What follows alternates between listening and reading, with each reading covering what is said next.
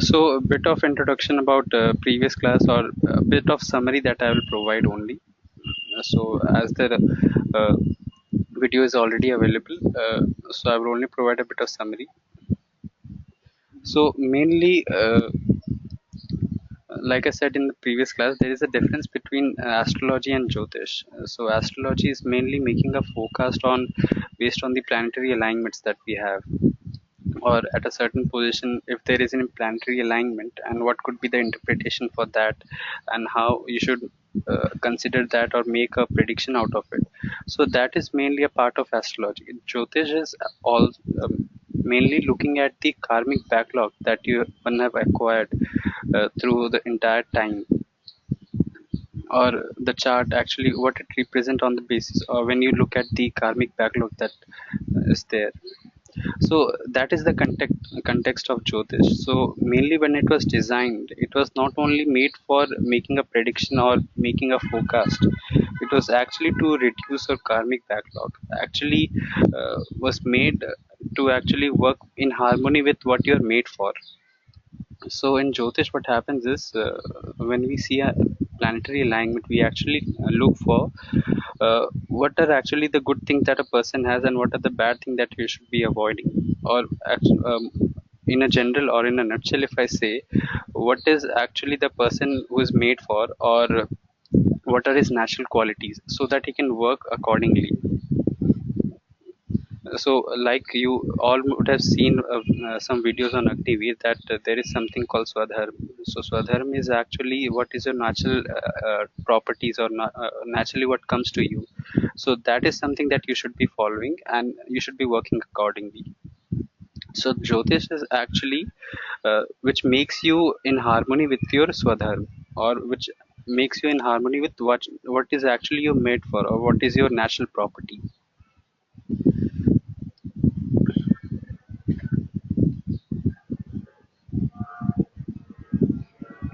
So one more thing that I mentioned in last class, that there are a few things that has been mentioned as a prerequisite that you must understand uh, to know something about Vedas. For example, like in last day, there was a session conducted by Sanjeev sir.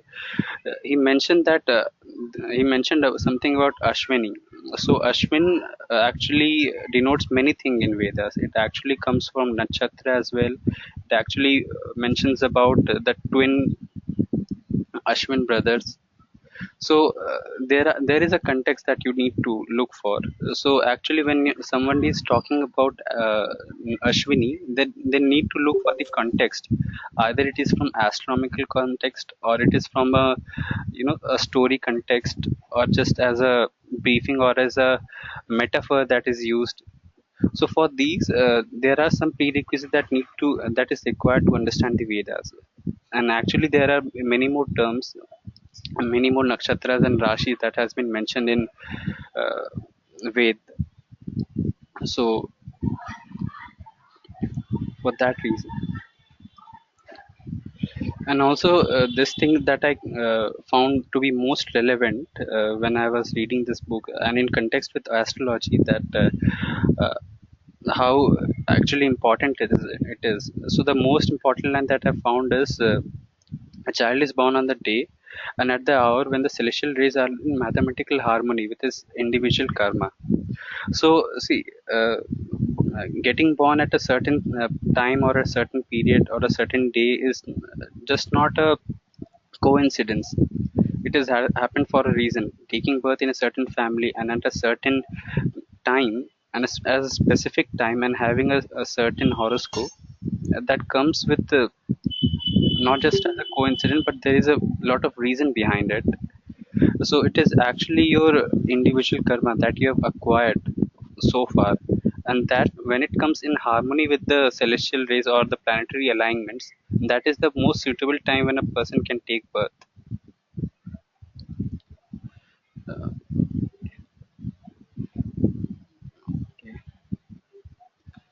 So that is the reason. I have also explained this in my previous class as well, and so I hope you must be aware of it by now.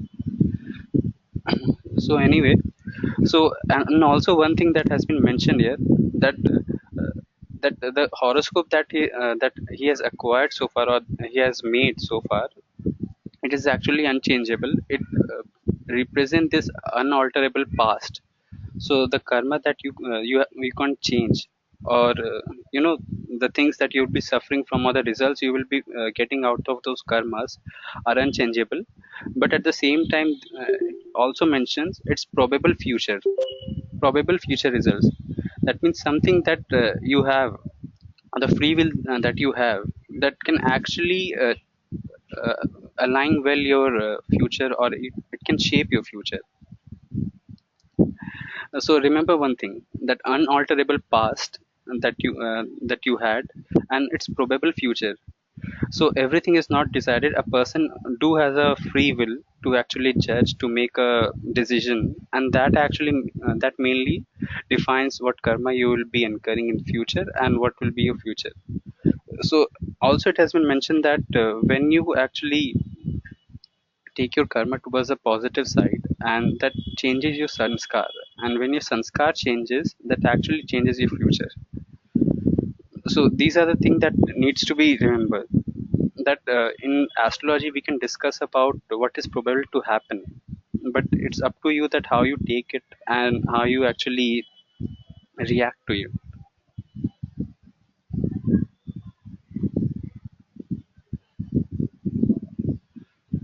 Other things like so this was mainly about astrology, then an Indian context of astrology, that how it has been. So let me mention about a few of the things, that nakshatra and rashis. And also I recommend most of you to download this Telerium software and install it. So it is available for most of the versions. If even if you are working on OS, sorry, Apple, Mac, or Windows 10 or Windows 8, Windows 7.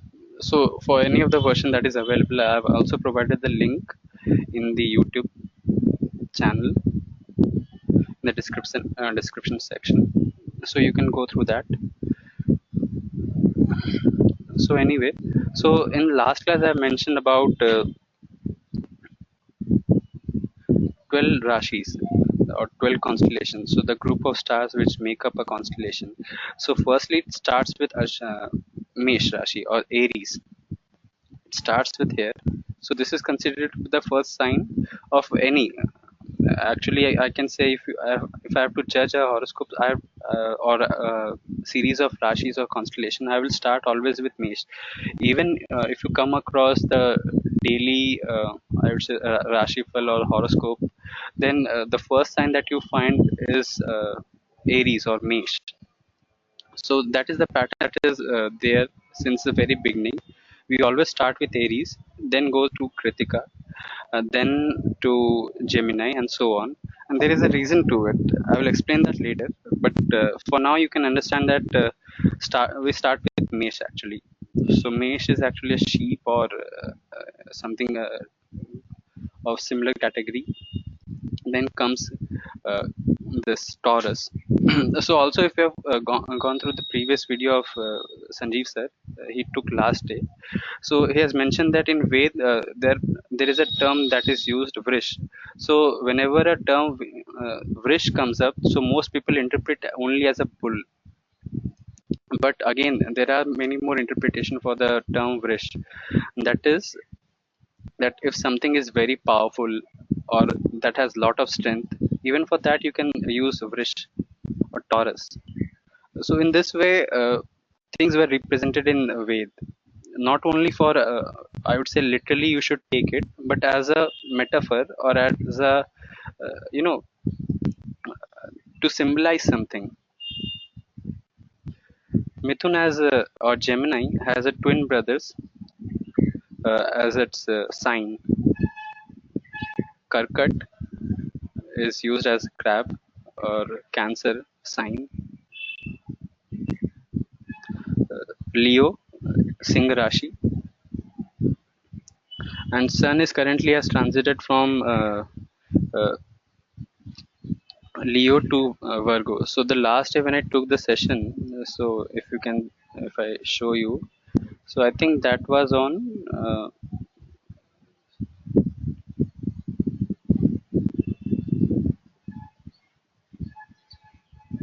So at that time, when I took the last session, Sun was in Leo sign, and now it has moved to Virgo.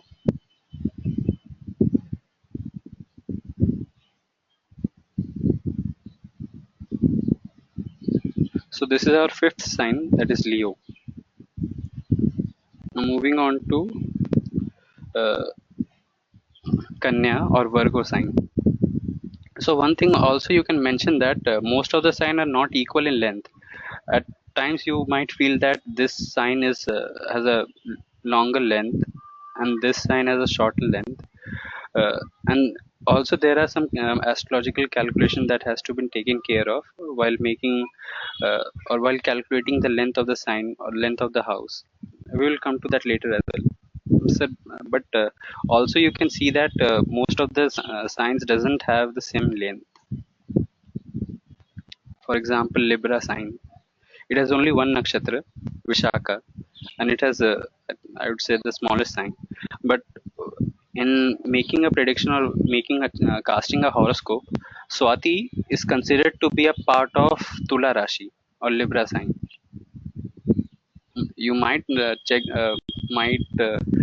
notice that Swati is a part of Kanya, but even though in calculations or as a part of astrology, we consider Swati as part of Tula Rashi. So for making a equal division that has been done, a part of this Rashi has been given to another Rashi. So a few people are joining at the moment. Okay.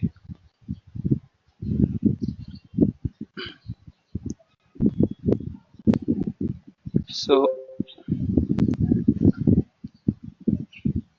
this is about Libra and this is Scorpio, Vrishchik Rashi. And currently Saturn is in Vrishchik and it will move to Dhanu Rashi on 26th of October. So Saturn is the most slowest planet, I would say, to cross the entire zodiac or all the zodiac it covers in 29 years. Then comes Dhanu Rashi, and it has mainly two nakshatras, Uttarasar and Purvasar. Makar, Capricorn, Aquarius, Kumbh, and then comes Meen Rashi, and it has also a larger length, I would say. Two fishes are the symbol, and with three nakshatras mainly, Uttar Bhadrapad, Purva Bhadrapad, and Revati. So these are the three nakshatras of this. So there is a list that I have created that was there with me. So let me show you that as well.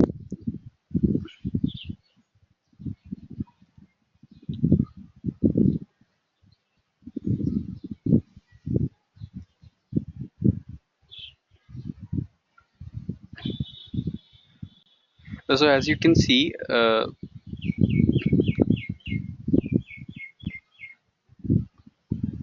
Libra have mentioned that it has only one nakshatra. Vishaka is the only nakshatra there, and it is the smallest sign. Whereas if you see other signs like Taurus has three nakshatras, Kritika, Rohini, Mrikshira. Cancer has two nakshatras, and if I go to Virgo, Virgo has four nakshatras actually. So it is the largest sign that you have seen. Pisces has three nakshatras.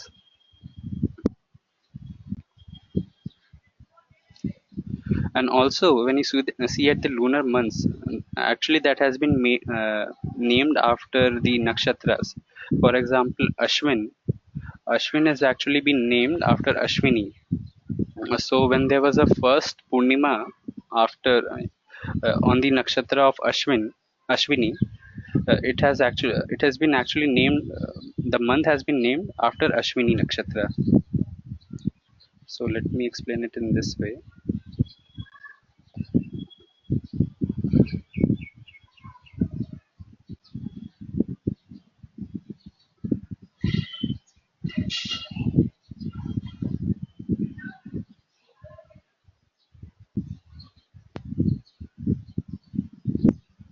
So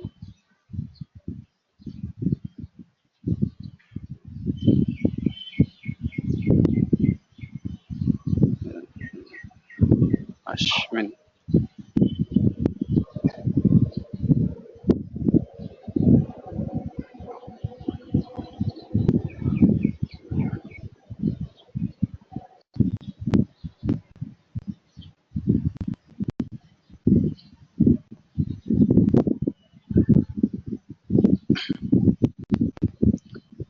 So for Purnima, what has to happen is Sun and Moon has to be exactly at the opposite, at exactly 180 degree from each other. So Sun and Moon has to be completely opposite. So if it is here, for example, Moon is in Ashwini Nakshatra, then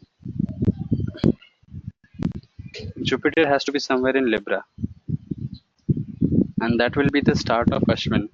So if I say 3rd of November, and if I check that when will Ashwini month start, so it will be actually somewhere near that.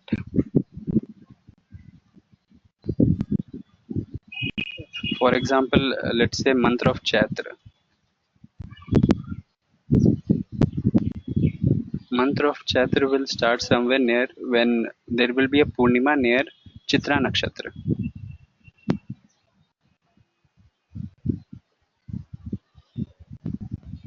So let's say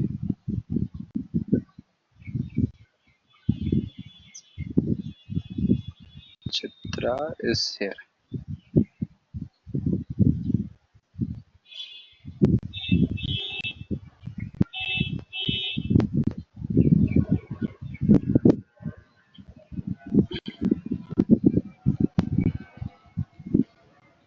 Chitra is here. So I think it will be 1 month later. So this will be of previous month,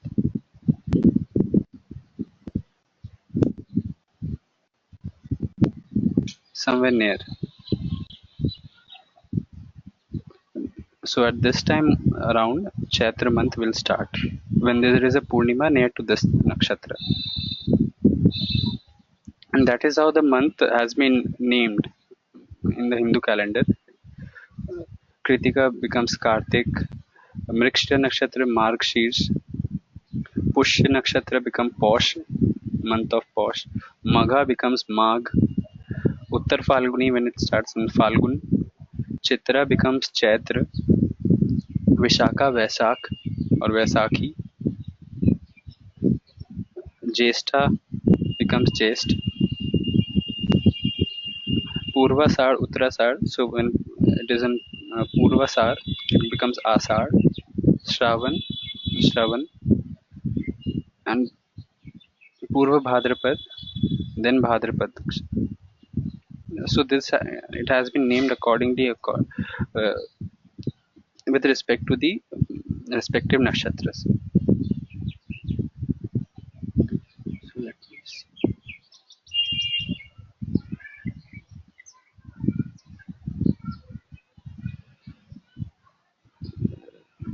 So I will share this with you as well. I think it is there. If it is not, then I will do that.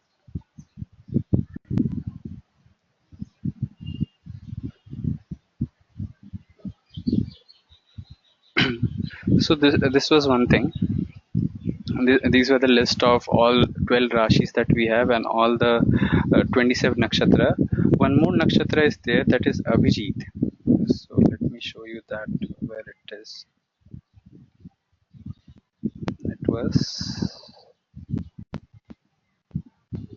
yeah, here, Abhijit nakshatra. So sometimes it has been made for calculation, but for most of the time we consider only 27 nakshatras. So we exclude this Abhijit nakshatra. It is not used for calculations for most of the times, only for some time. And also it is between Shravan nakshatra, sorry, Purvasar, Uttarasar, and somewhere after that Abhijit comes, just before Shravan. So mainly we deal with the 27. Some people also consider that Abhijit is also a nakshatra, but most in the mainstream, Abhijit is not mainly considered as one of the main nakshatras. So we deal with only 27. And also in the list that I have provided, Here, they have not taken care of Abhijit Nakshatra. They have only taken care of 27, not the 28 Nakshatra. So also I would recommend all of you to install this Stellarium software so that it will actually help you to explore more things and to understand how it actually works. So that would be my suggestion from it would be from my side. So more you explore, actually easier it would be for you to learn.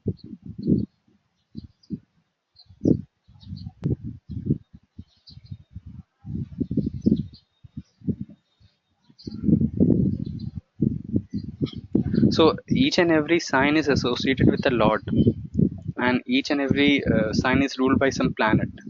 So when we consider these 12 signs, so it is ruled by each of the planet. Like Aries is ruled by Mars, and Taurus by Venus, Gemini by Mercury, Cancer by Moon, Leo by Sun. So this list goes on like this, and you have to memorize this. So before learning astrology or even implementing the basics of astrology, this chart should be memorized by you by heart. So let me explain this.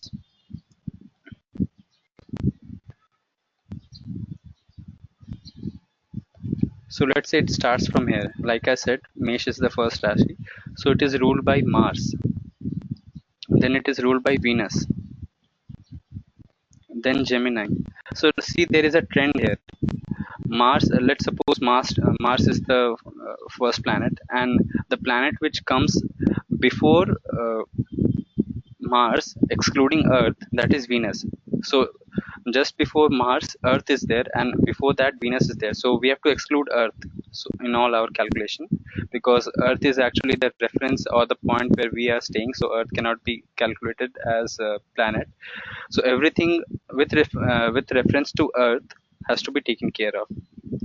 So first comes Mars, then moving backward, then comes Venus. So this Taurus sign is ruled by Venus. This Gemini, this is ruled by Mercury. Now there is an exception. This is ruled by Moon. So Moon doesn't comes after Mercury. So this is the only exception.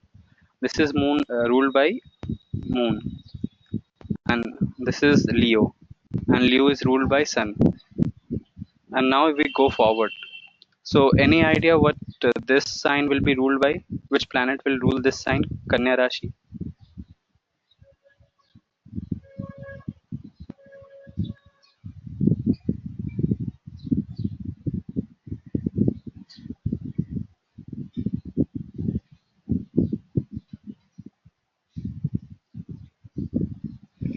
Any idea in chat?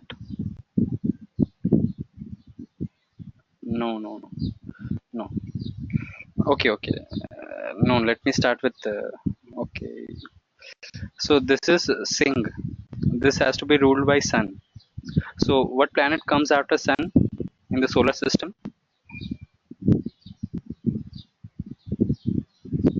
Mercury, correct. So this has to be ruled by Mercury. Virgo has to be ruled by Mercury. Now what planet comes after Mercury? Venus, correct. So this has to be ruled by Venus. Libra has to be ruled by Venus. And what comes after Venus?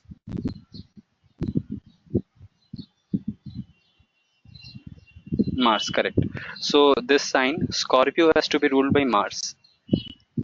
Similarly, now this Sagittarius, this has to be ruled by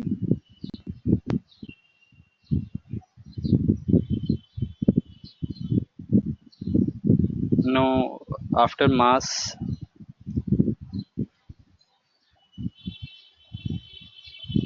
So Scorpio is ruled by Mars, and this has to be ruled by Jupiter, correct.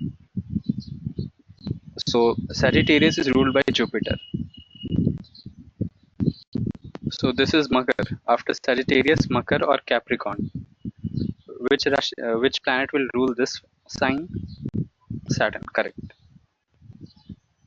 So now one thing, the Vedic astrology or just Jyotish considers planet only till Saturn.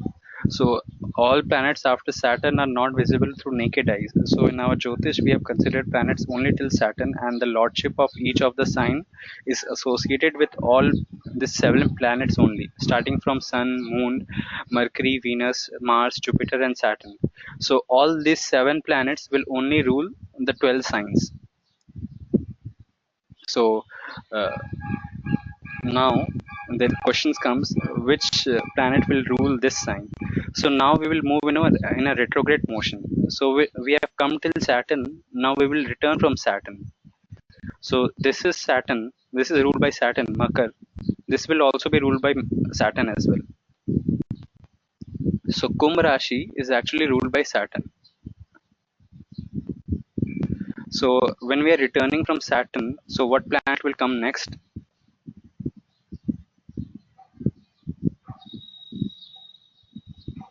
Jupiter, correct. So Pisces, or this sign, is ruled by Jupiter. And what will come after Jupiter?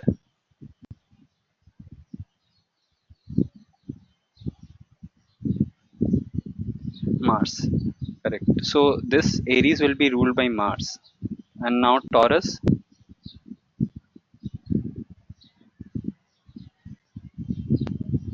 Venus, correct.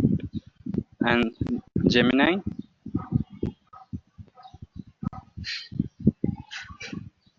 Mercury, correct. And now this Kark Rashi, Cancer,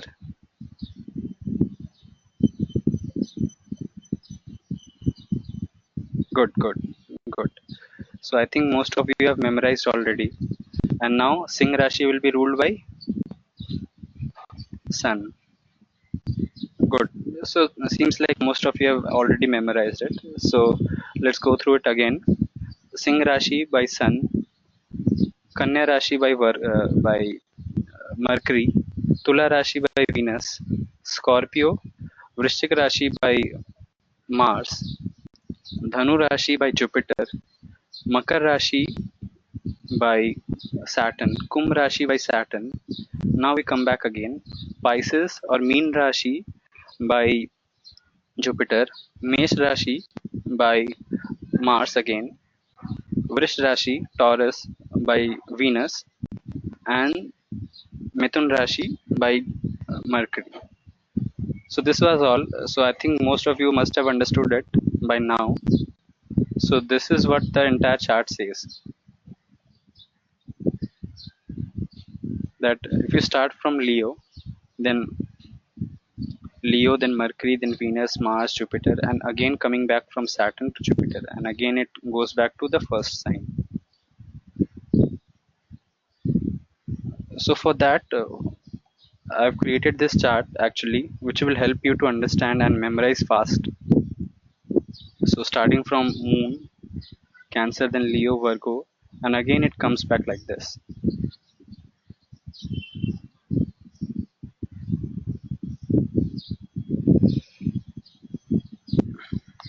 Fine. Okay. So let me ask some questions now. At random, I will ask this, and let us don't have anything. So you can unmute yourself and speak in between. So first question from Pankaj. Aquarius or Kumbh Rashi is ruled by which planet?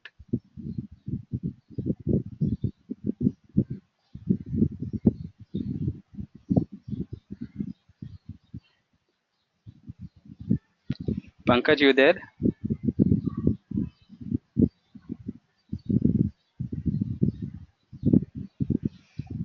Okay. Rohit, Aquarius is ruled by which planet?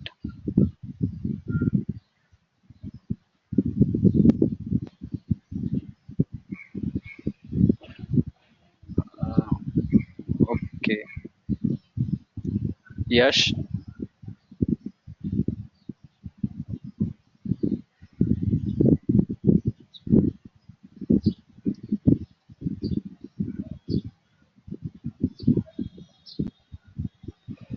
so correct, Saturn.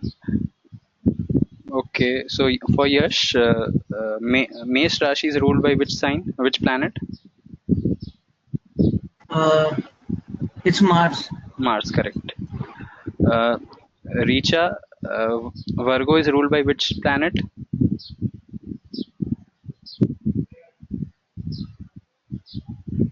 Correct, Mercury. So seems like most of you have understood that, and I think it is clear by now. So one more thing, that there are also nakshatras that are associated with these planets, or actually there are nakshatras within that Rashi. So what happens is, when I consider this as a entire house, then I can associate each star with a room of a house or part of the house, or I can say a partition of the house. So it first starts with Ashwini. So like I said, Mesh is the first sign. So first nakshatra that will be the starting point, and Ashwini is that starting point. And Ashwini is ruled by Ketu. So this is the nakshatra and this is the lordship. So for Aries, we know it is entire Rashi is ruled by Mars, but this nakshatra is actually ruled by Ketu. Then comes Venus, then Sun, then Moon. So here we don't have the same trend that we had for Rashis. So for this, you all have to memorize this. So how actually the series goes. So first it starts with Ketu, Ashwini, then Bharni goes to Venus, then Kritika to Sun, Rohini to Moon, Mrikshira to Mars, Adra to Rahu, Punarvasu to Jupiter, Pushya to Saturn, Aslesha to Mercury, and then again back to Ketu. So one thing that you can see here, that there are 27 nakshatras that we have, and these are divided in 9 planets. So each planet has 3 nakshatras, and here we have considered Rahu and Ketu as well. That Rahu and Ketu also have ownership of certain nakshatras. So, and what are these Rahu and Ketu? How it affects? We will discuss that in today's class as well. So this series you have to actually memorize. There is no other alternative. Starting from Ketu to Venus, and again the series continues, or the trend actually continues. It again starts with Ketu, Venus, Sun, Moon, Mars, Rahu, Jupiter, Saturn, Mercury, then again back to Ketu. So in this way, Ketu has 3 nakshatras, Venus has 3 nakshatras, and so on. So this was for. So let me take one more example.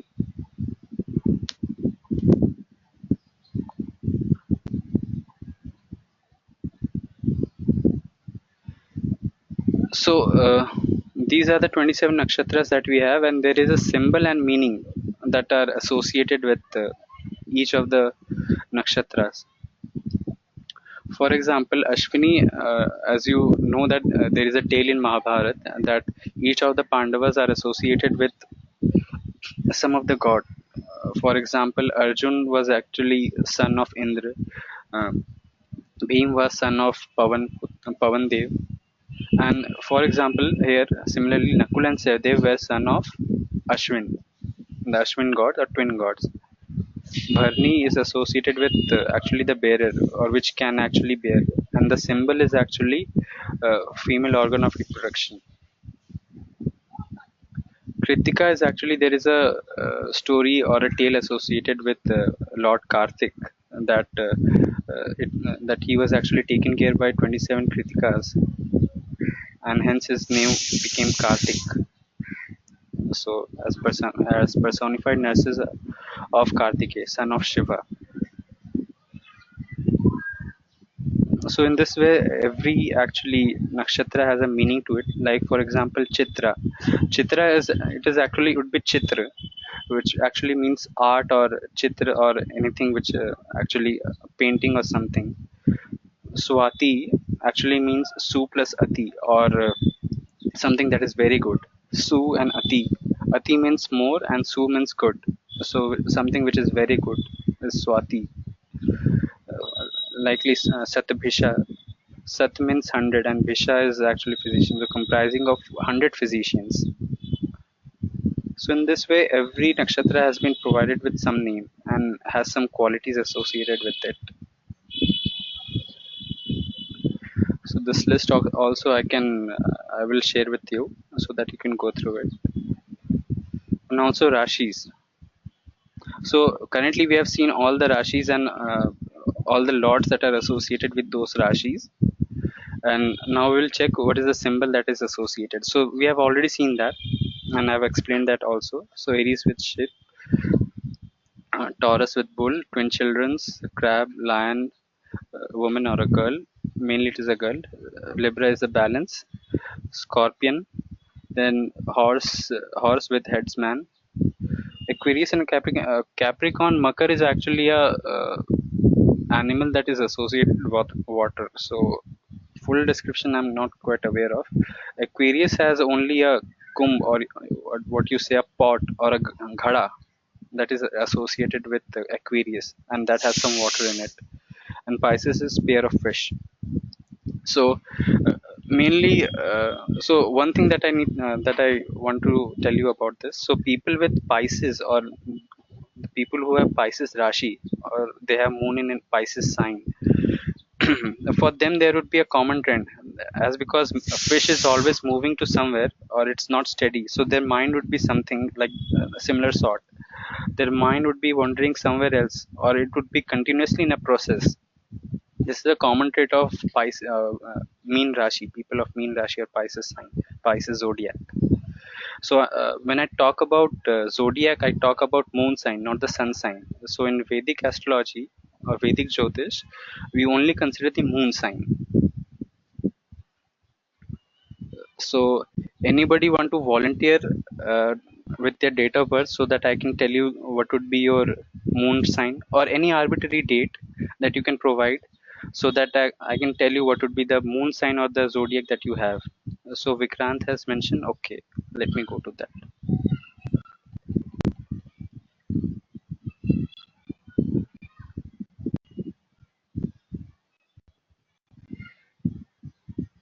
August,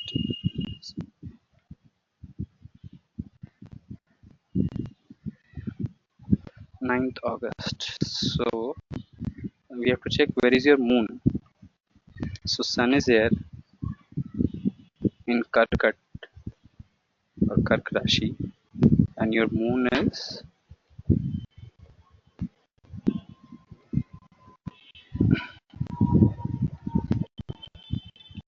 here. Yeah. So Rashi which is coming out to be is Meen Rashi and Purapad Bhadrapad Nakshatra. But actually,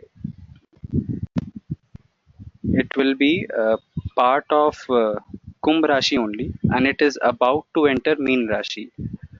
So when I will cast the horoscope, then you will understand that moon is actually, from here it looks like it is Meen Rashi, but actually uh, the boundaries of the sign of the zodiac is such that it will be considered in Kumbh Rashi.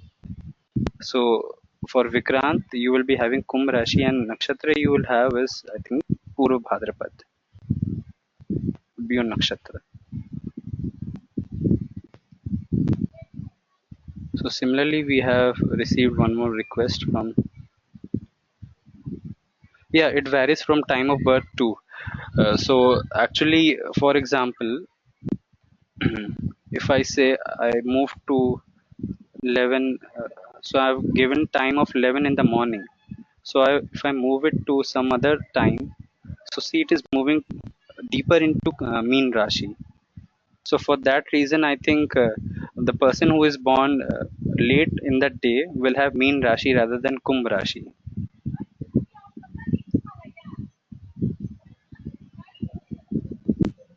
Even for my example, I was also born when moon was about to enter into one Rashi and about to leave one Rashi.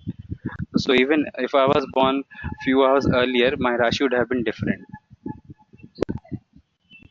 So yeah, time also varies. So when somebody asks you what is your zodiac, so according to moon sign, it will be Kumbh Rashi for you now. Or as you have not mentioned your date or time, it will be difficult to actually ascertain. So that you can check yourself. But if I consider that the time of birth is uh, 11 in the morning, or what is the current time at the moment, so accordingly it comes out to be a Kumbh Rashi. Similarly, if I go to today's date,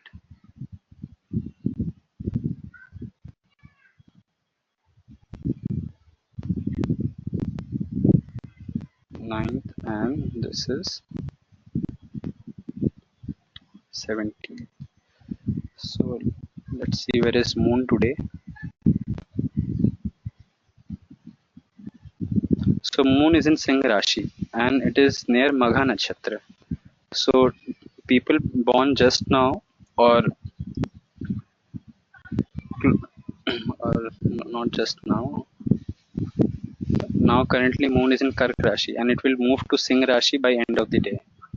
So by end of the day, or people born tomorrow morning will have Singh Rashi. But now if somebody is born just now will have Kark Rashi.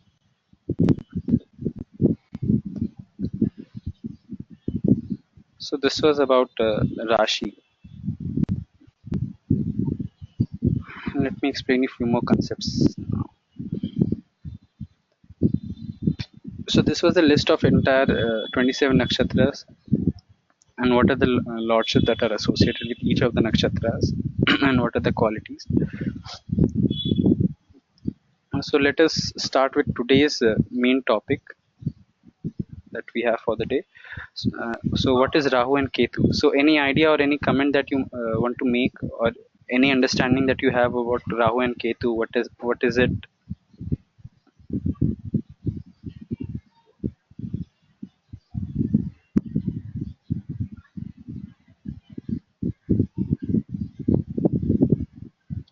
You can unmute yourself and speak.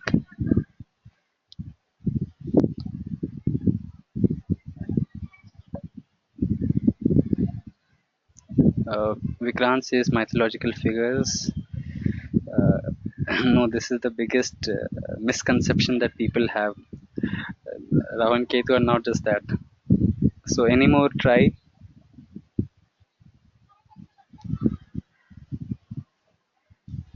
Planets after Saturn? No, no, no, no.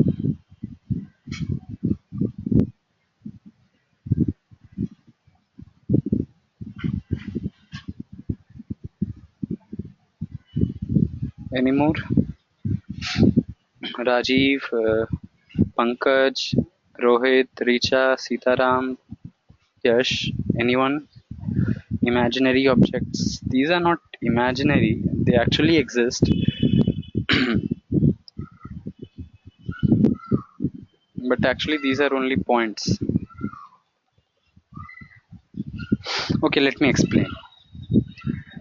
Some stars, no, they are not stars. Uh, they're not even planets actually. They are celestial bodies. No, they are not bodies, they are only points. Okay, so I think most of you are unaware of it. So what actually Rahu and Ketu is. So let me start with that tail which is there and which has been used as in many of the stories, actually in the Hindu stories, that actually when there was Samudra Manthan and all the Sur or all the Devi Devtas were at one side and Asurs were on the another side, then Rahu Ketu takes the form of Devta and actually consumes the part of Amrit, and that's how they became immortal. But having known that, Vishnu, what he does is he actually cuts Rahu from his head. So head part is actually called Rahu, and the body without the head is called Ketu. But actually, the reason is that they become immortal because they have already consumed the nectar or the Amrit. So after consuming the Amrit, they cannot die. So even after being targeted or being hit by that Sudarshan Chakra, they still survive. So that is part of the tale. So, like we have in many of the tales and Puran and all the discussion that we have, these needs to be only taken as a mm, form or as a metaphor or as a rupak, not as completely not as literally. And there in that story, one thing has already been mentioned, that it was actually Surya and Chandrama which actually says or tells Vishnu that these are not deities, these are actually asurs. So for that reason, Rahu and Ketu has personal enmity with Surya and Chandrama. So that is actually form of story. So these actually shouldn't be taken literally. These are actually just a metaphor. So let me explain you why they have personal enmity with Surya and Chandrama, and why not with other planets. So what is Rahu and Ketu? Let me explain you. So most of you must be knowing that uh, the axis of moon is not in the same plane as same of the earth in which it rotates around the sun.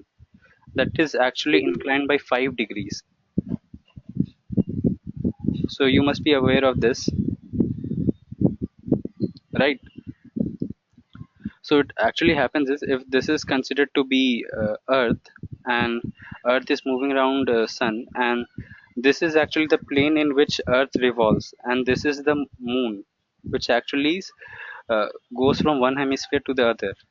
So it is actually inclined at 5 degree with the plane in which earth rotates, earth actually revolves around the sun.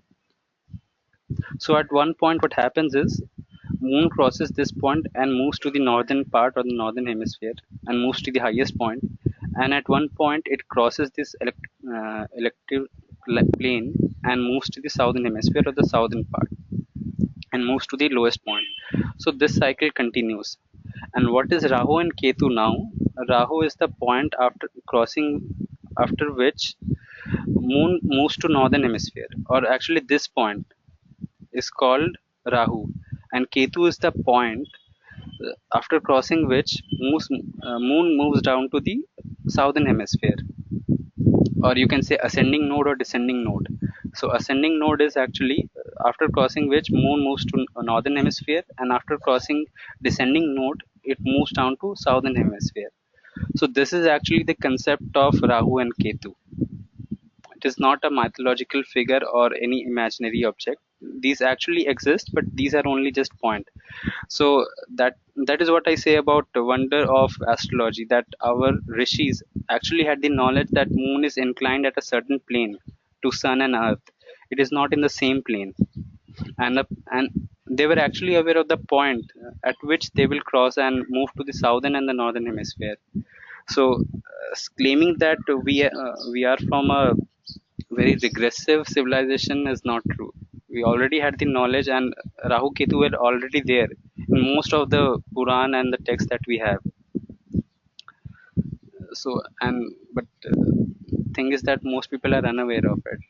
So anyway, so I think this must be clear now. What is Rahu and Ketu and how it actually works? So any doubt with that?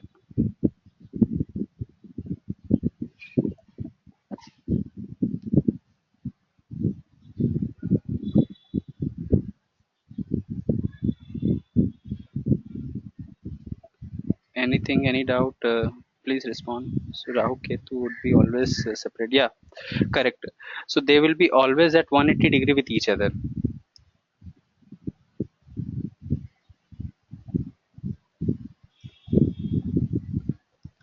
They will be 180 degree with each other. Correct. So they cannot be together. It has to be 180 degree together. So let me explain you in the Stellarium software that how it actually looks like Rahu and Ketu. So moon is somewhere here. This is close to electric line. Let me, if possible, I will trace the marks of moon. Marking ecliptic, horizontal, ecliptic, red, ecliptic. No, this is not going to help. Even this is not going to help. Greater regular plane. No. Points equator.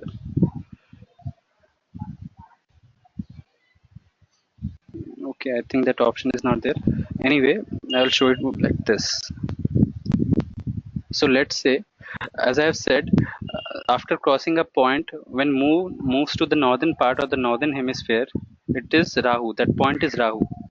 So let me move up a bit. So see, moon has just crossed this point. Let me move it slowly so that you can understand. With every hour, moon has just touched this plane, that ecliptic plane, and it has moved to now northern hemisphere.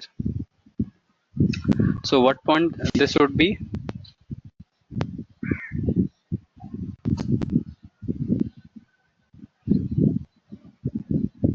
So any idea? Please respond. What point this would be? After crossing this point, it has moved to the northern. Yeah, correct. This is Rahu. This point is actually Rahu. So Ketu must be exactly 180-degree opposite to it. So if it is happening in Leo or somewhere near to Leo, then Ketu must be in Aquarius, because Aquarius is exactly opposite.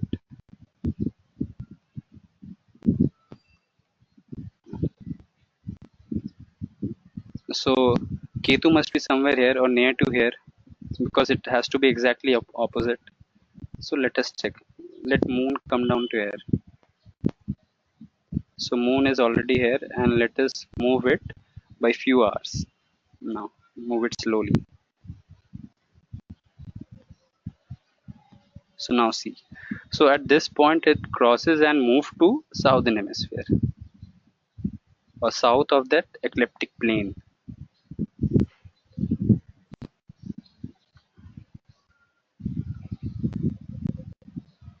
So this point somewhere here Ketu is.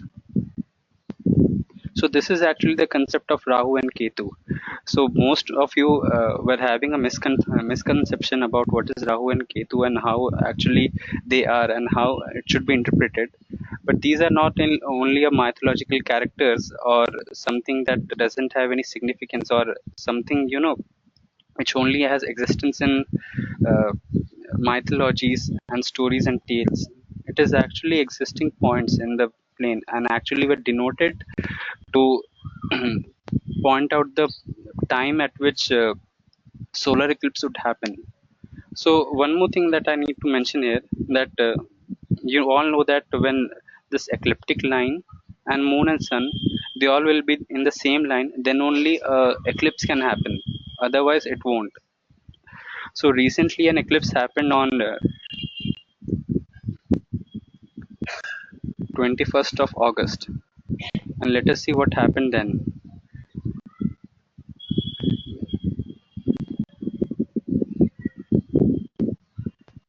So sun was here near to Kark Rashi, and let's see what was happening then. Moon is here, and it is just about to cross the point of Rahu. So it is coming from southern hemisphere, just about to cross the path of Rahu, and let's see what happens. Let me progress with few hours and see. Eclipse happened only at the point when it crossed the ecliptic plane.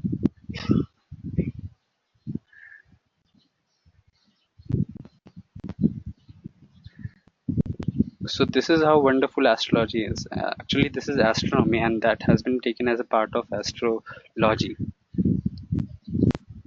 This is how wonderful it is, and this is how the concept of Rahu and Ketu has always been there in our text, and in the concept, or in the philosophy. In philosophies were there, but actually it was part of existing science, which most people were unaware of. So this eclipse happened when moon, sun, and Rahu were, all of them were together.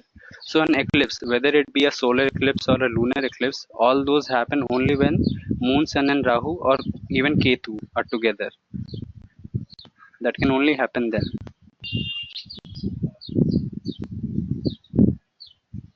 And this was the actually time when solar eclipse happened.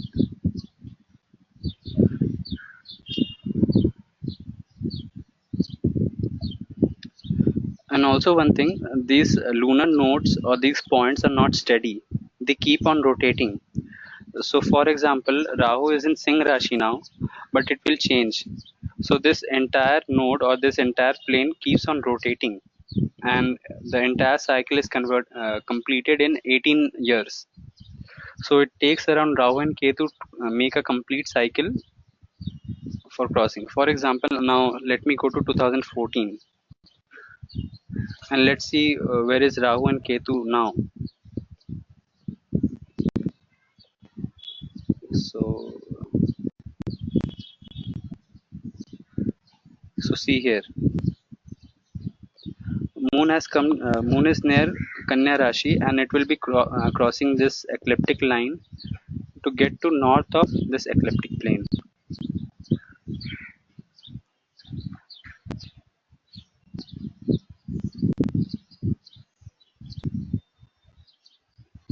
So Rahu is somewhere here. So this Rahu and Ketu also keep moving their position. So for example, if they are here today, after 18 years, they will make a complete revolution and move out to same place. So this keeps on changing. So now we are in 2014. Let's go to 2010 and let's check where is Rahu. So as I know, it should be somewhere here. Let's check.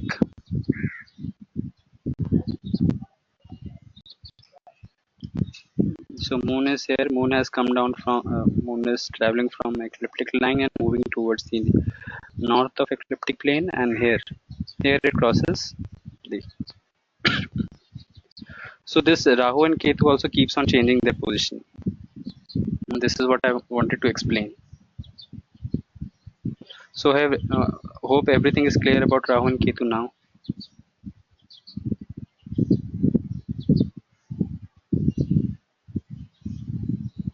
Good. Any other doubts?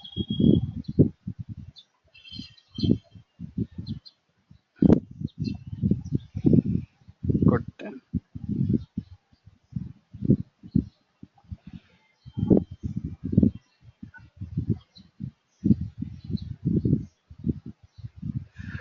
Their position in the order of planets.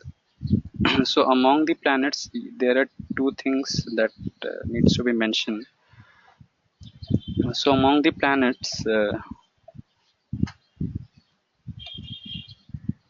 Jupiter takes around 12 years to complete one revolution. Saturn takes around 30 years to complete one revolution. And Rahu and Ketu takes around 18 years to complete one revolution. So if I consider 12 Rashis, then Jupiter stays in one Rashi for 1 year. Approximately 1 year, sometimes 13 months, that varies. Saturn is in takes 30 years, so 2.5 years, or to be very specific, 29 months. 20 this might change a bit also depending upon the size of the length of the constellation that we have. And Rahu, it stays for 18 months in a sign.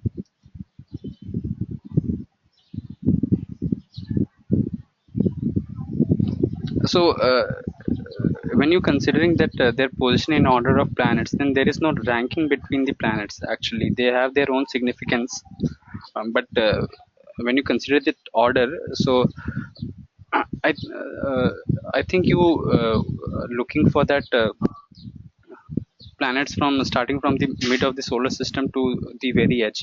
So actually, they are actually present on that ecliptic plane of Moon only. So that is their position. So this is actually in the orbit of Moon only, not anywhere. So Vikrant, is it clear, or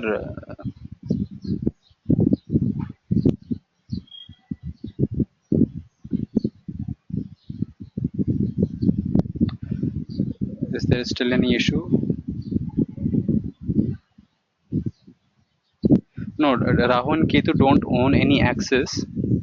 sorry, don't own any rashis.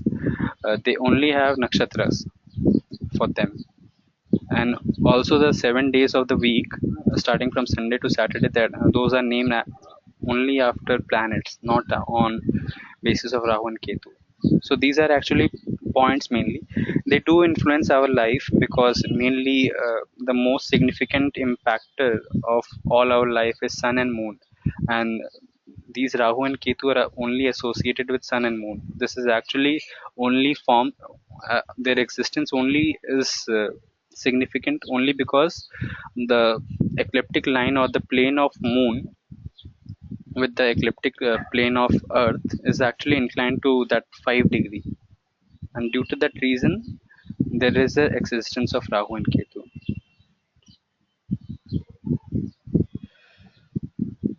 Okay, no, this was for nakshatra. Let me tell you, this was for nakshatra. So actually, this Rashi, this nakshatra, Ashwini nakshatra, is owned by Ketu. Yeah, correct, Rohit. That was for stars. For example, Bharni, this is owned by Venus. So they are owner of actually these nakshatras, not of these rashis. So rashis is only owned by planets.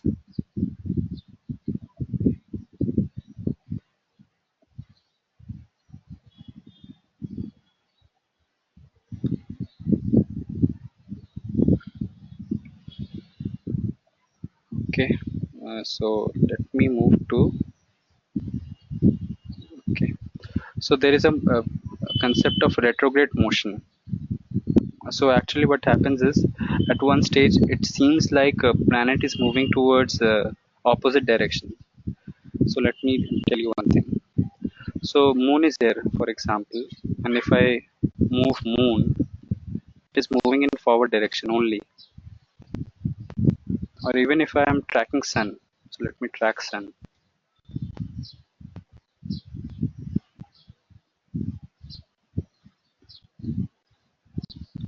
So sun and moon are only moving in forward direction. But look at Venus. What is happening to Venus? Venus is moving in backward direction.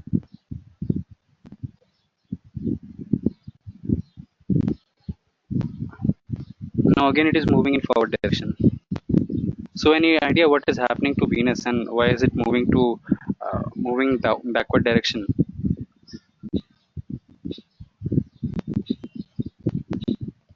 And again if I move it again. Now Mercury is moving in backward direction if you see.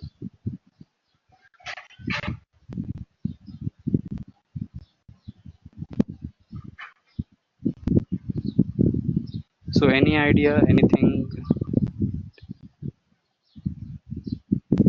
Yeah, correct. One thing, and that is correct. Because they are actually revolving around their path of revolution. So for that reason, it appears from Earth that they are moving in backward direction. So that is correct. But let's say these were that is applicable for Mercury and Venus, like you have said. Let me go to some other planets.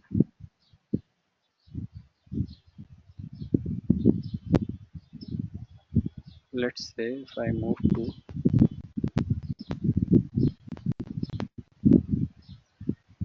now, if I move day wise ahead.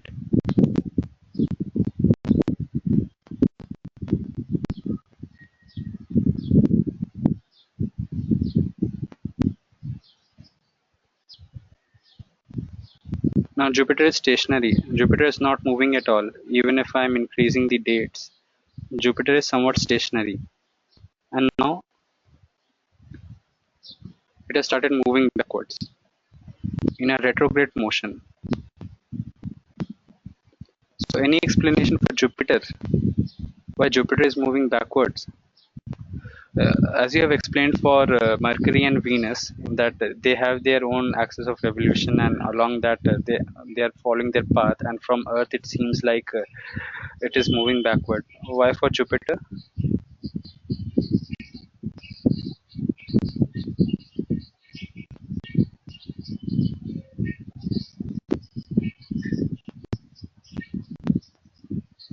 So any answer for that?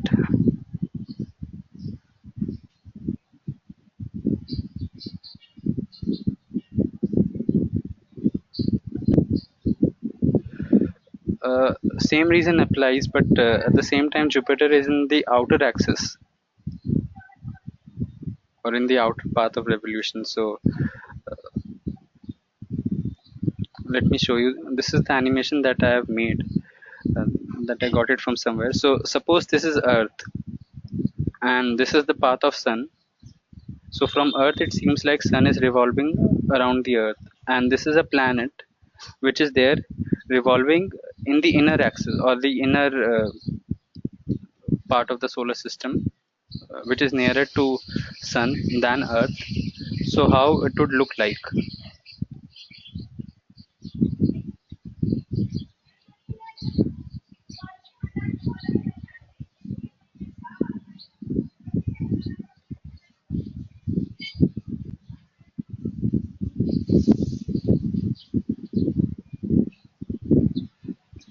Okay, so for some reason it is not happening. Okay, I have it here. Let me show you this.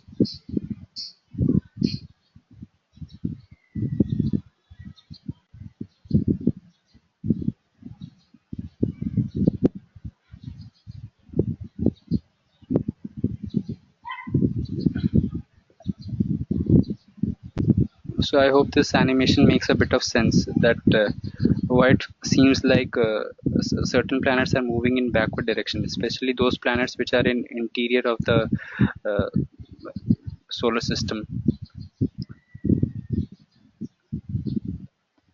So from starting it seems like they are moving forward, and but towards the end, in between, it seems like it is moving backwards and then forward.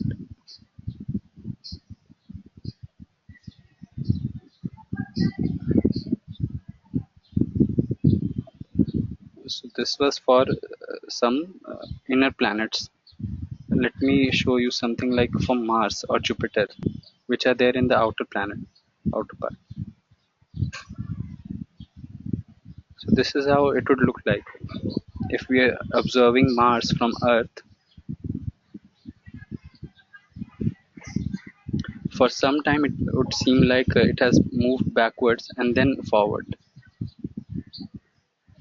So this actually, the entire process is called retrograde motion or moving backwards.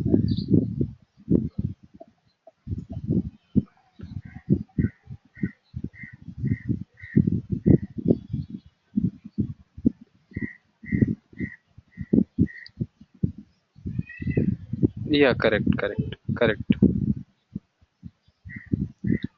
Yes. So this is actually the concept of retrograde motion. Let me show you one more animation that is there. Yeah.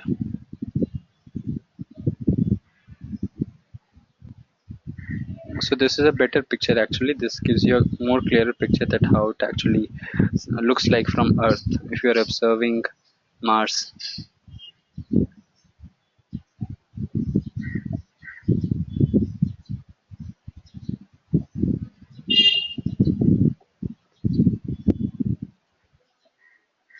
So that phase when it is moving forward, moving backward, that is called a retrograde motion. So again, till now it is moving backward. Now it is slowing down. It has stopped, and now again moving forward. So this is actually the concept of retrograde motion. Hope even this is clear now. So any questions on this?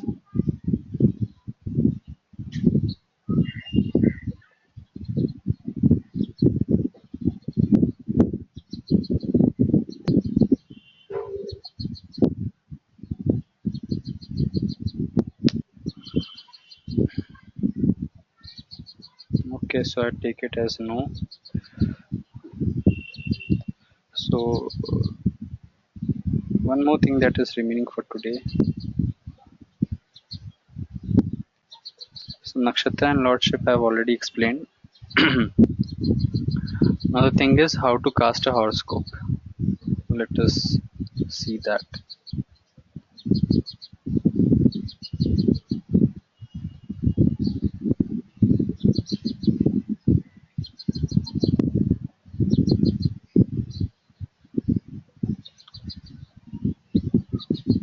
So time has been provided for just now. What is the time?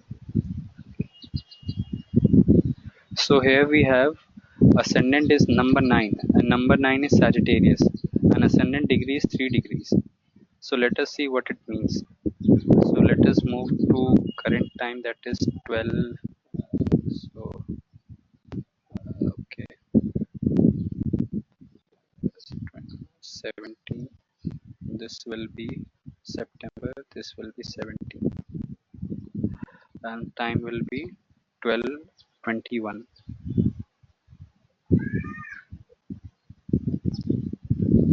So let us see what it actually means. That if it is saying that so and so is the ascendant.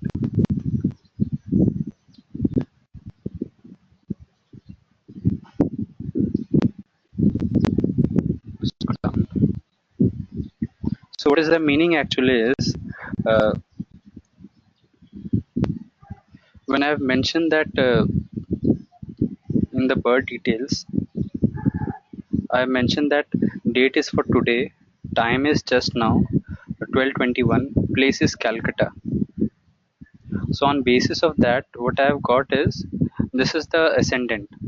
But here I am getting Vrishchik or Scorpio sign as the ascendant, or Scorpio is the rising sign from the horizon. The reason could be that I've made Ayodhya as the place. So let me change that. Location window, I'm changing it to Calcutta. And let's see what comes up.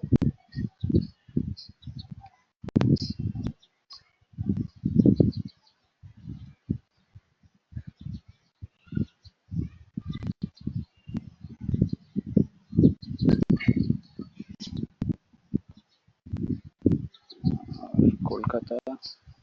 Yeah, it's there. Kolkata, it is there. So if I mention Kolkata, so this sign has almost ended and Sagittarius would be rising. So if I increase the time, Sagittarius are completely from the horizon and it is rising.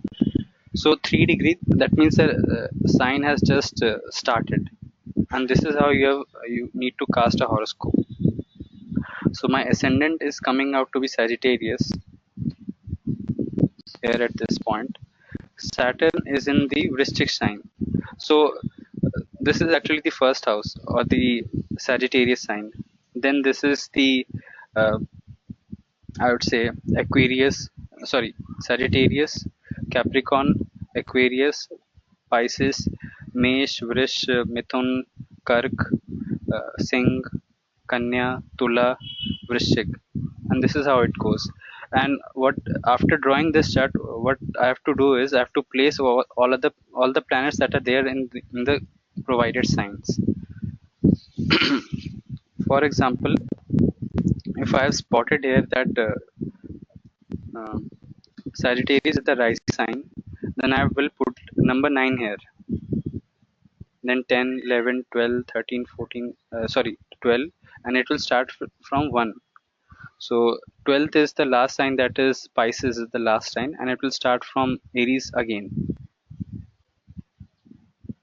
So let me take another example. For example, let's go to here. So the date is 12th of sorry 18th of December 2017 and time is 12:23. So let us check. So in from the horizon I can see that Pisces is the sign and Pisces should be at the center. So number 12 should be at the center. So if I enter this time, I should be getting 12 number in the center in the ascendant. So let us check what would be the result. So 18th of December, and this was 23. So yeah, I've got 12 number or Pisces sign as the ascendant. So the sign which is rising from the horizon, that is considered to be my ascendant or Lagna. That is the concept of Lagna. And all other houses will be coming next. So after 12, 1, that is Mesh Rashi, then 2, 3, 4, 5, and so on till I complete the circle. Okay. So let me take one more example. Suppose I'm on the same day, I'm taking another ascendant. So here I can see Taurus has ended and Gemini is rising, and the time is somewhere around 5 in the evening, 5:25. Let us check that. So it is 17:25. Let me check. So Gemini is number 3, so I should be expecting number 3 in the center. So yeah, I have number 3 in the center. And so next house will be 4, 5, 6, 7, 8, so on. So this is how you need to cast a horoscope. Spot the ascendant which is there, and then enter all other numbers. Now this is only one thing. This is only the half of the thing, and we also need to place the planets which are there. Now this is also one of the part that needs to be done for completely casting a horoscope. So now any idea how we will be putting down this names of the planets in the specific sign, how this needs to be done? So tell me any questions till now, or have you understood this method?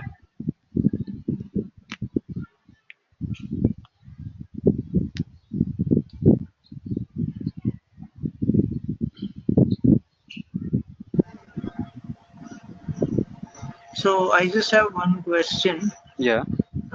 In the chart, I can also see Uranus and Neptune. Yeah. So is that for the Western astrology? Because I think Western astrologers take them into consideration. We don't, right? Yeah. So for some reason, yeah, Western astrologers take that into consideration. It is for them also, but also recent astrologers in India also, they have started making use of Uranus and Neptune. So for the most recent astrologers that we have, so as a part of Vedic Jyotish, that wasn't there actually, but most recent astrologer who have actually learned a lot from the Western astrology, they have started using Uranus and Neptune. So this is okay. So Uranus and we won't be considering now. Currently now we won't take Uranus and Neptune into our calculation and prediction. So we will work with only remaining 9 planets, including Rahu and Ketu. So I hope you have understood how to cast this horoscope. So any idea how we can mark this planet, or we can provide in which box these planets should be there, should be going?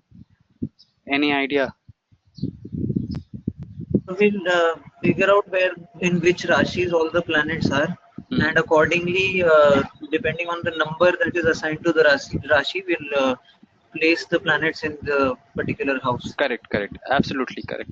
So here Mars and Jupiter are in 7 number. So which Rashi is this?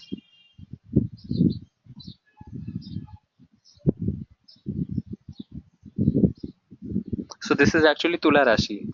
In 7 number, that means in Tula Rashi. So let me find them in Tula Rashi and let me see if they are there or not.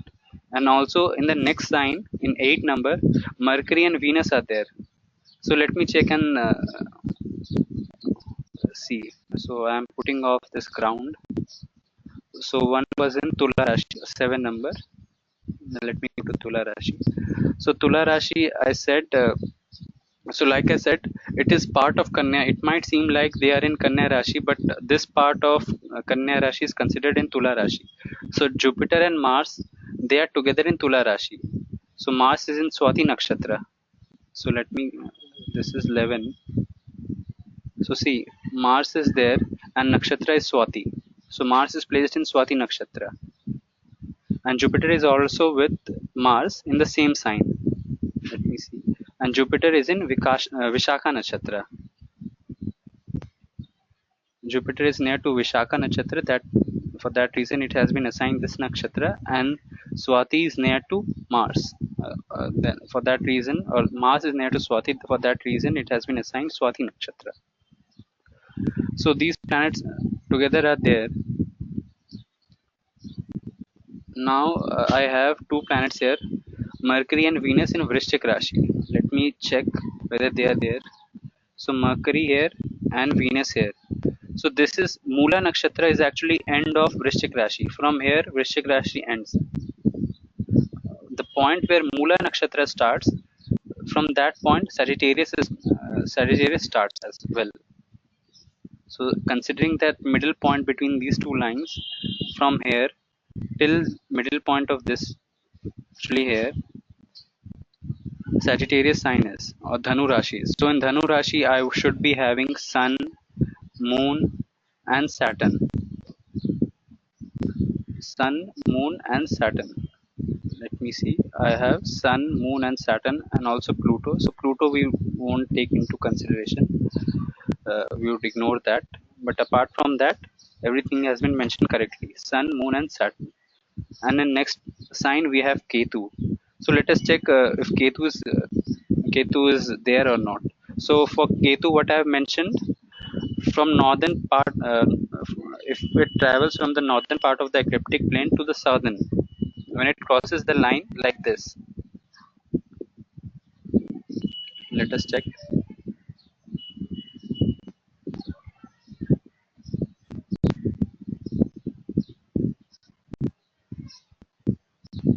So moon has crossed the ecliptic line and has traveled towards the south of that ecliptic line. So Ketu is somewhere here. So it has mentioned that Ketu is there in Capricorn sign and with these degrees. So for degree, I will mention that let me tell you how degrees are calculated. So starting with Ashwini, somewhere from here, it is calculated as 0 degree, from 0 to 30 degree here, and then again that Rashi ends. Then again from 0 to 30 degree here. This is Vrish Rashi. Then again from here to here, that is Punarvasu. This is entirely 30 degree. This entire part is Punarvasu till here. From here till here, this part is entirely Kark Rashi. Then again two boxes. This entirely is Singh Rashi. From here till here, somewhere, this is Kanya Rashi. Starting from here and then till here, somewhere here, this is Tula Rashi. Then starting from somewhere in between these two lines, somewhere here till here, like I mentioned, Mula is the starting point of Dhanu Rashi. So accordingly we can judge. Somewhere from here, Dhanu Rashi starts. Dhanu till here, and then from here Makar Rashi starts and it continues somewhere till here. Then till this point is Makar, and then this point, I think I have taken a few more boxes. So yeah, no issues. So yeah, from here to here is Meen Rashi, this point to this point, and something like this. So this is how a Rashi boundary or a constellation boundary is defined.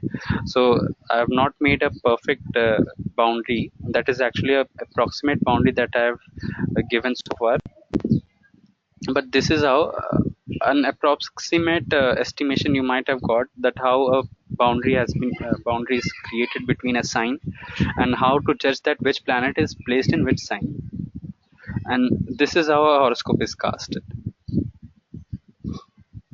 So your horoscope or your Kundli is nothing but a snapshot of the entire sky map. What was there at your time of birth.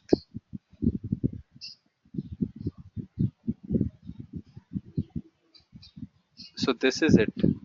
Your horoscope is nothing actually but only a sky map of what were the planetary alignments, what were there during your birth, exactly at the time of your birth.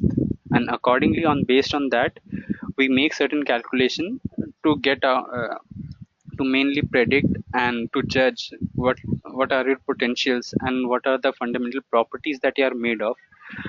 Which part of your character will be more prominent? Will you be more aggressive? Will you be more calm?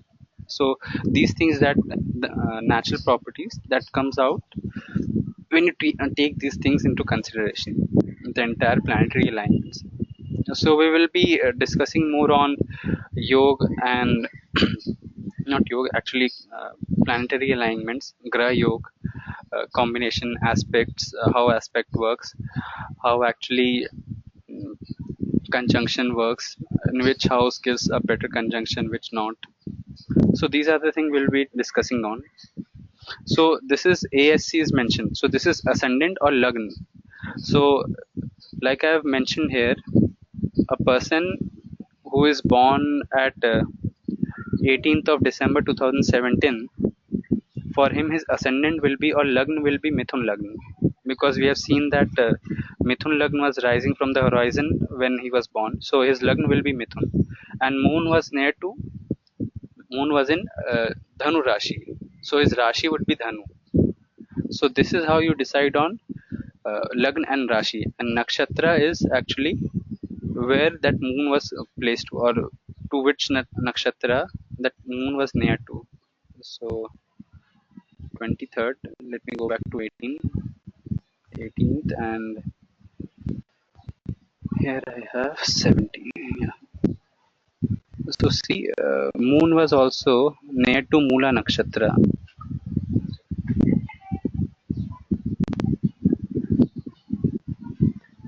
Moon was near to Mula nakshatra, and his nakshatra is also Mula for that reason.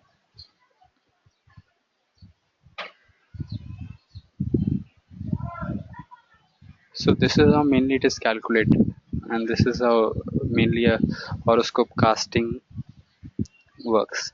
So any doubts so far, or any questions, any issues?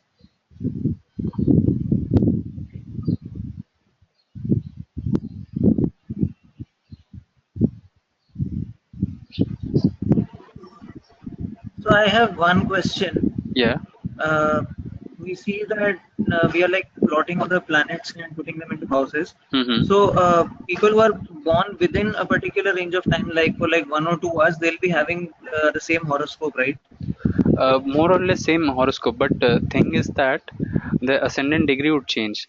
So like you can see, the ascendant degree is 10 degree, and ascendant nakshatra is Adra nakshatra. So for someone who has born a bit later, around 20 minutes, 30 minutes or so, that ascendant nakshatra would also change, and some characteristics would also change.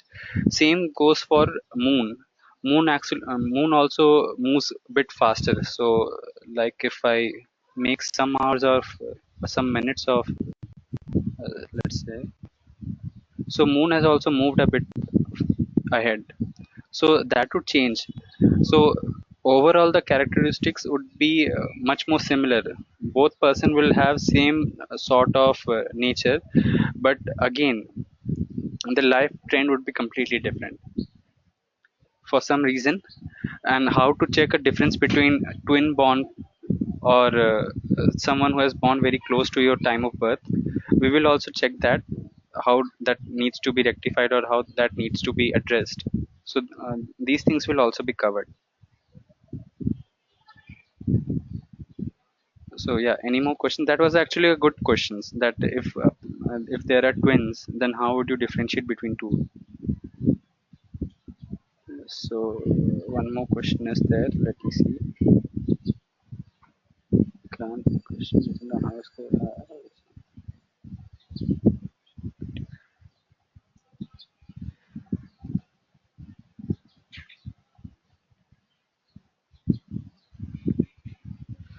No, I don't.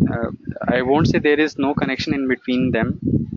There is actually a connection between them, and for a specific reason, 7 days are provided to these seven planets, because in each of the day the characteristics or the effect of that particular planet is more. For example, if today is Sunday, then sun's effect would be more, uh, uh, and there is a reason that it has been provided, not out of just for the naming purpose or without any concrete background.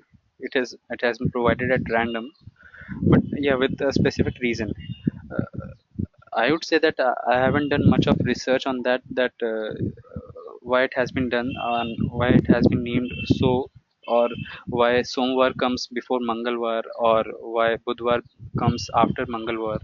So these are the things that even I am not completely aware about. But yeah, these things are not random. That I can say, these things are not random, and there is a specific reason for that.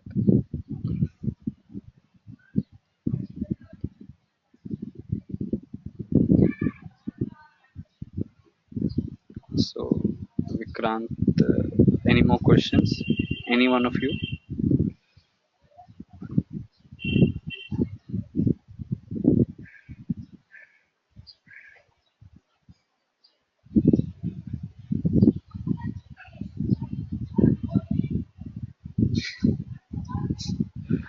You can get any software. This is the software that I have used. You can get your own software. You can get by any mean you want, or there are licensed software that are available on net, or also there are websites which provides free horoscope or free Kundli. So that you can do. You can go to any website and you can actually create your own horoscope if you want. So that will actually do. So you don't need to have this specific software only. You can get any software you want.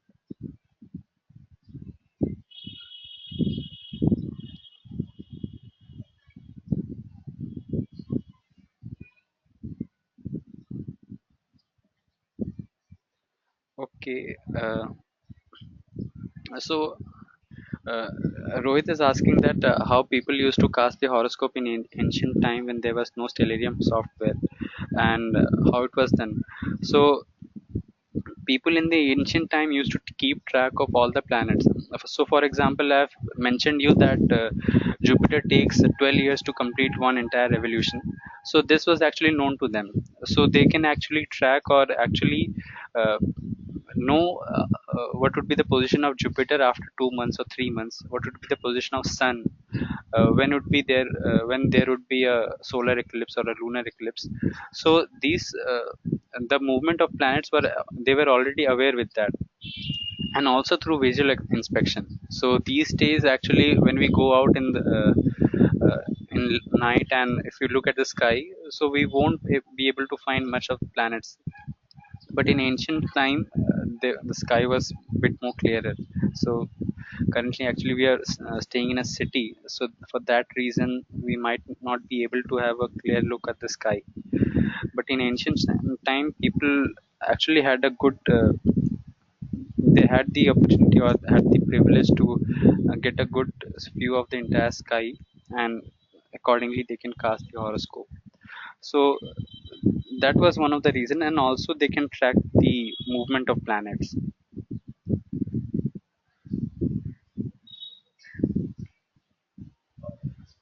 That was actually solar time, actually. No, Jantar Mantar is actually a observatory, so you don't need an observatory or that sophisticated level of technology to actually track the record. That observatory was mainly for tracking of sun time, or the sundial that was used. So that was the main purpose. For planets, actually, you can have a visual inspection and check, and also uh, because you know that how much time it takes to a planet to revolve around the sun. So accordingly, you can calculate. But these observatory were mainly from lunar and solar calculation of solar dates or lunar dates. For that reason.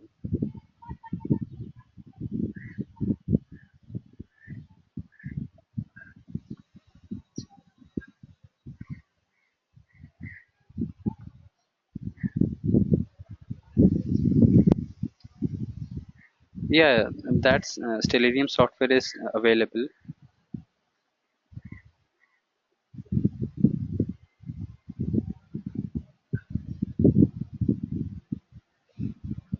No, it should be there. I think you are using a older version of Stellarium software. Because one of my friend also has that Stellarium software, and the Vedic option is not available in his software. So he was actually using the older version. You can get the newer version, and I think it would be there. Otherwise, all the things are same. Only the naming conventions are a bit different. Apart from that, things are same.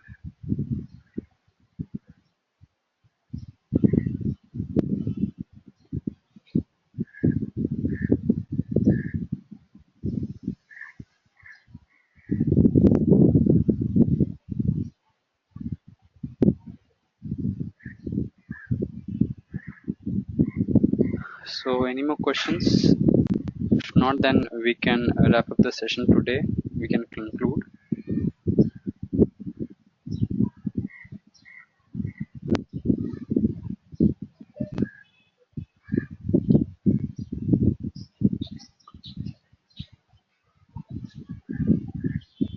Fine then. So I'm taking as you don't have any questions so far. So okay, let me see. So that I'm completely not sure about. That what is the source for the movement of planets? How it has been mentioned in the Vedas. But one thing I can say that that in those ancient time people were there who made a constant observation of movement of planet and actually tracked it. So I'm not sure if it in that specifically it has been mentioned in some of the text, but yeah, if you are making such a precise prediction or precise timing that something would happen at so and so time, then there should be some reason for it. And I believe that they used to keep a track of all the planetary movements. uh, how did they do it, and what were the tools that they use? I'm completely not sure about that.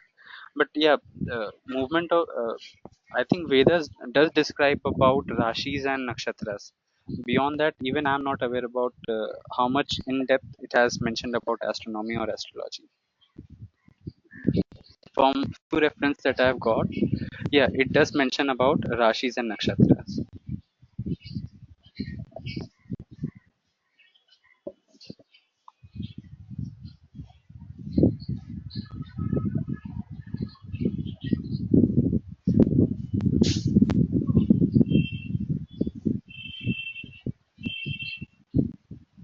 So Ankit, you were mentioning about a session on that was there about the Vedas. So Mhm. can you tell us how we could attend that session as well? Like, was it shared on the Facebook page or not? No, no, I don't think there was any. I've not scheduled any session on Vedas. I was No, talking no, you about were that. talking about somebody else who took that session. So just wanted to know where No, no, those actually, sessions are conducted. Sanjeev sir, Sanjeev Never, he has actually taken a session last year on Facebook Live. So he has just mentioned few things about that astronomy, not in detail. That was only the session was based on attacks on Hinduism, not was based on Vedas. And in that session, he has said few statements on Ashwini Nakshatra and some similar things. So only that I have taken as a reference, and I have talked about that. So that was not entirely on Vedas. That was mainly on attacks on Hinduism and what Hinduism represents, and it was mainly to actually counter a few of the arguments made by modern day intellologists or mythologists. So you will get to know more about them if you follow his post and read his or even if you go through his videos that was there, and it has been uploaded on YouTube. So if you go through that, you will get to know that what he was actually talking about, on which reference or which point of view he was talking about. So that was it. So anything else that learning Sanskrit, even I'm not sure of learning Sanskrit. Uh, I'm not the correct person to answer that. So,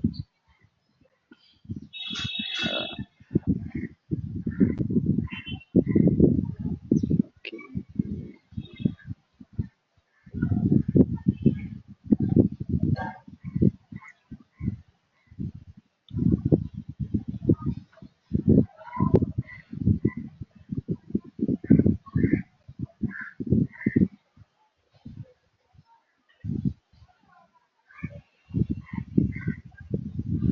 Okay. Like I mentioned that every sign or every Rashi, every zodiac has a certain characteristic, has a general characteristics that are associated with it. So, like for example, I've mentioned that Tula Rashi, sorry, Mean Rashi or Pisces. Similarly, I have an example for Tula Rashi, because its balance comes out to be its sign comes out to be a balance, and the life or the mental state of those person are actually uh, even on a even or uneven side. So what happens with the balance is one side is heavier and one side is not, and you have to actually balance them.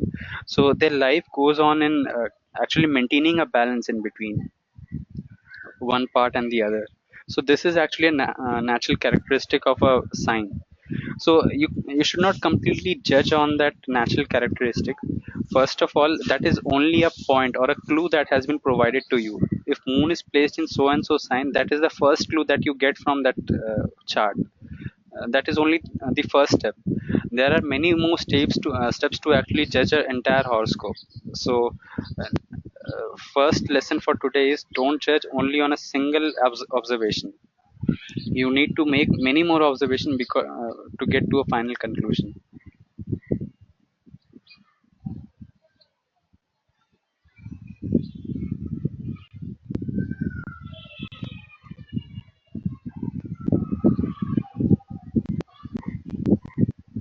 Similarly, Saturn in many signs that has a different, I would say, effects, or it impacts differently. Conjunction of Moon and Mercury, that impacts differently.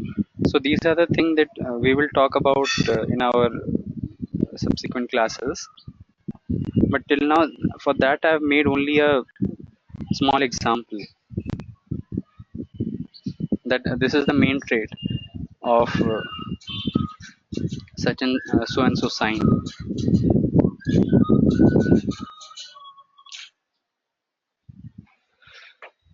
So any more questions?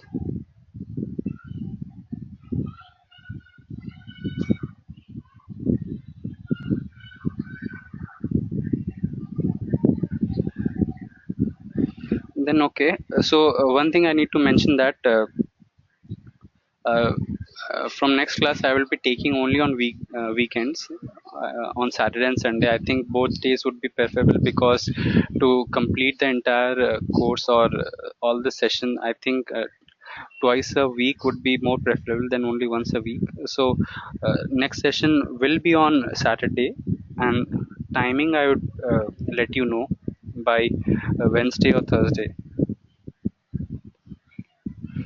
Okay, W. So the word W. So W is actually west. So let me show you.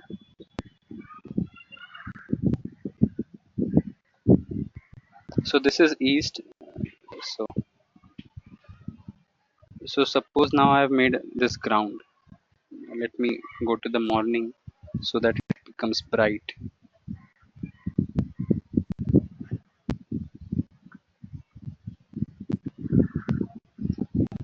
So 3 afternoon, three. Yeah. So now it has become. So E he mentioned here actually represents east. That from the eastern horizon, these are the signs that are rising. So this he actually shows eastern horizon. Similarly, the alphabet W stands for western horizon. Where is it? Yeah. So this actually represent western horizon.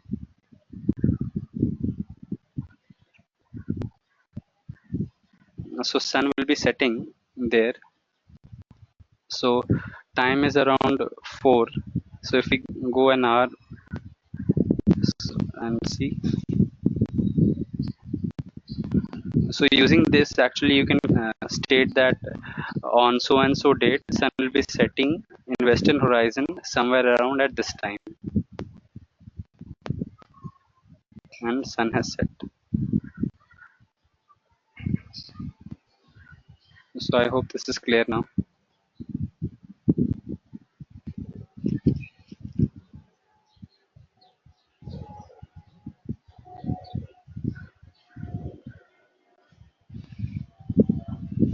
Okay then. So one thing I would recommend all of you, so I will be sharing all the notes and all the materials that we have seen today. uh, those things will be available with you. Go through them.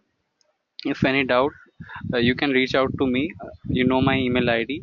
And also, I request all of you to install or go through this stellarium software. This will actually help you to understand a lot more insights and more features you will come across, and actually that will help you to explore more on astronomy. And also, if you can get an astrology software or horoscope casting software, that will actually will also benefit.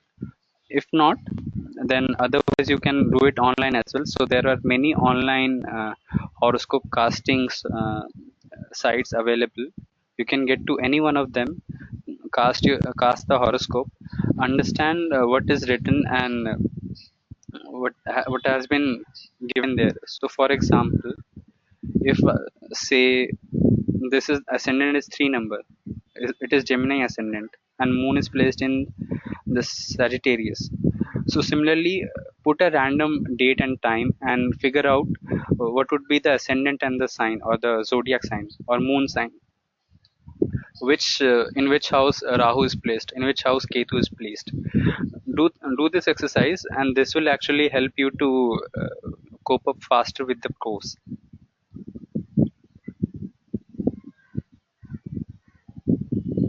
So I will be uploading the video by evening today, so there won't be issue with that. So okay, let's wrap up for today. We will meet next week Saturday, and date will be informed either on Wednesday or Thursday. So thanks everyone for attending the session.